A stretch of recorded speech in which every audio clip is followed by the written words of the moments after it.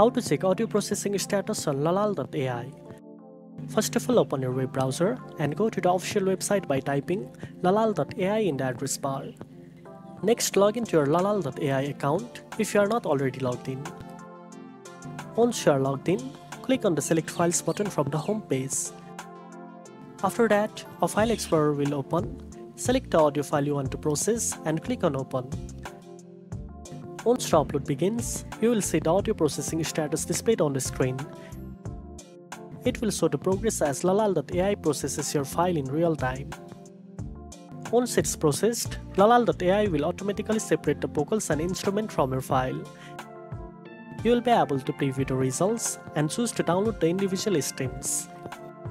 And that's it. Now you know how to check audio processing status on lalal.ai.